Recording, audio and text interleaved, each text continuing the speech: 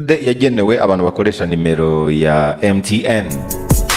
Ni kode ushyira muri telefone yawe ku buryo nk'igihe udashaka ko abantu baguhamagara kandi wenda ukaba udashaka no kuzimya telefone yawe.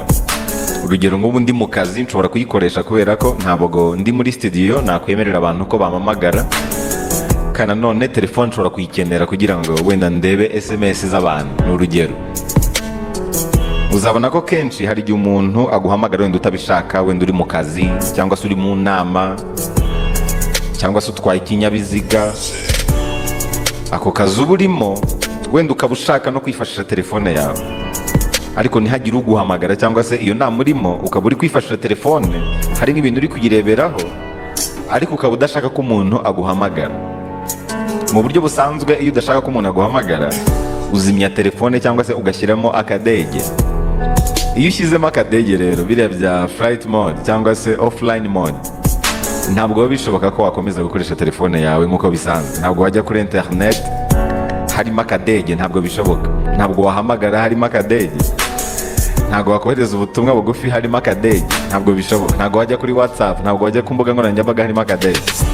Mu gihe rero udashaka ko abantu baguhamagara, wenda uri mu kazi cyangwa se mu bindi bintu bigusaba kubyitaho mu buryo bw'umwihariko, kandi ukaba ugishaka kwifashisha telefone yawe mu bintu bimwe na bimwe, urugero nka internet, ukoresha iyi kode. Iyi kode bigufashamo rwose mu buryo bworoshye cyane. Iyi kode ikigufasha ni iki ngiki: nta muntu n'umwe uraba wemerewe kuguhamagara. Nubigerageza kuri telefone zimwe na zimwe, barahita baguha ubutumwa bugufi bwa callback ko hari umuntu runaka ukubuze. Nuza guhuguka uze kumuhamagara witonze. Ikindi kirenzeho hamwe n'iyi kode, wowe urabasha guhamagara abo ushaka, ushaka kubona ubutumwa bugufi no kubwohereza. Ikindi nuko na internet urakomeza uyikoreshe nta kibazo na kimwe kirimo. Abantu wabahamagara ariko bo ntibabasha kuguhamagara. Ndetse no guhamagara nabonye bisigaye bikora kuri telefone zimwe na zimwe, ariko izindi ntabwo bigikora. Telefone zimwe na zimwe zitazakira callback message, ni message ikwereka nimero ikubuze, wowe ukaba wasubira inyuma ukayihamagara mu gihe wenda yihutirwa, uhugutse ukaza kuyihamagara mu buryo bumwe cyangwa ubundi. Iyi kode rero ni imwe muri kode abantu benshi bashobora kwifashisha nyine muri ubwo buryo nasobanuraga haruguru. Niba bishoboka, iyi kode nagusaba kudahita uyishyira muri telefone yawe none ahangaha. Muri make niba ugiye kuyigerageza, nagusaba kuyandika ku ruhande. Yandika nko ku gapapuro, ubanze uyandike witonze, kubera ko kuyishyira muri telefone uri kugerageza ushobora kuyishyiramo nabi, ugasanga wenda kuyikuramo birakugoye, kandi ndaba navuye kuri radiyo ntabwo uri bwongere kubimbaza ngo wenda mbigusubiriremo ako kanya. Wenda ugasanga hari ibintu bipfuye bitewe n'uko ntabwo wayishyizemo mu buryo bwa nyabwo. Niyo mpamvu nagusaba kuyandika ku ruhande. Ntabwo ngusabye guhita uyigerageza muri telefone yawe none, yandike ku ruhande kubera ko nibyo byagufasha. Impamvu nuko hari abantu bahita bayishyiramo ugasanga nyuma wenda bayishyizemo nabi, hari ibindi bintu bishobora guhinduka kuri telefone yawe. Bisaba ko uyandika ku ruhande, ukaza kuyandika witonze, ukayishyira muri telefone witonze. Iyo kode rero ni iyi: ni akanyenyeri 21 akanyenyeri 175. Nyuma y'175 nta kindi kintu ushyiraho, ahubwo urakurikizaho imibare 7 iheruka nimero yawe, ubundi ushyireho urwego ukande yes. Iyo kode iba igiye muri telefone yawe. Muri make niba ufite wenda nimero ya 0784 0699299 nka indi nzu y'ibitabo, ugashaka gushyiramo iyi kode, urakanda akanyenyeri 21 akanyenyeri 175, noneho wandika imibare 7 uhereye ku mubare wa 3 mu mibarwa igize nimero yawe ya telefone.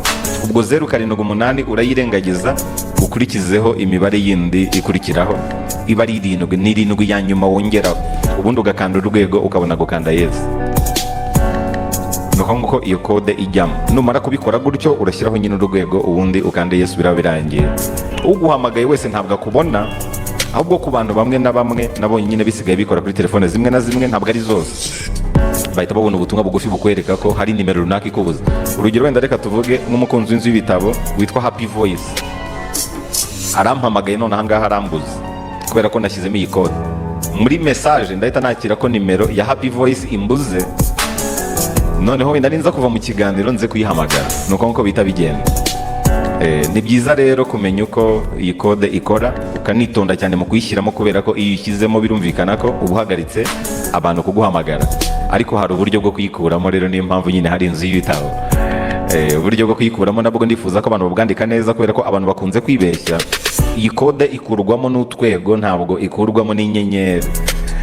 Nigeze kubivuga ndi gutebya abantu benshi, iyo mbabwiye ngo mukuremo iyi kode, hari igihe ahita akanda akanyenyeri, kubera ko kumenyera ibintu byo gukanda akanyenyeri, abantu benshi ikintu cyose babanza akanyenyeri, noneho yajya no gukuramo kode akabanza akanyenyeri, kandi navuze urwego. Ni ukuvuga ikintu ugomba kubanza hano mu kuyikuramo ni urwego. Ni urwego 002 urwego, ugakanda yes, ibivuyemo urwego 002 urwego yes. Kimwe nuko ushobora gushyiraho utwego tubiri imbere, nabyo birakora.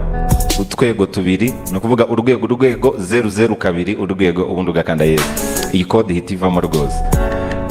Biba byiza kuyandika ku ruhande, ukazayikoresha nyine mu gihe uyikeneye. Ntabwo ari ngombwa guhita uyigerageza kuri telefone none ahangaha. Ni uko nguko ivamo. Uko ivamo nibyo by'ingenzi, kubera ko iyi kode yo kuyikuramo ni nayo ikuramo andi makode yose. Urwego 002 urwego, ubundi ugakanda yes. Uzi ko n'aba bantu bajya bakumviriza, cyangwa se hari umuntu wafashe nimero yawe akayihuza n'iye, iyo ushaka kubihagarika ukoresha iyo kode. Iyi kode ikuramo hafi kode zose. Muzabona ko kode nyinshi tuziga mu ikoranabuhanga zikurwamo n'iyi kode ndi kubabwira. Urwego 002 urwego, ubundi ugakanda yes. Ibintu byose bihita bisubira mu buryo.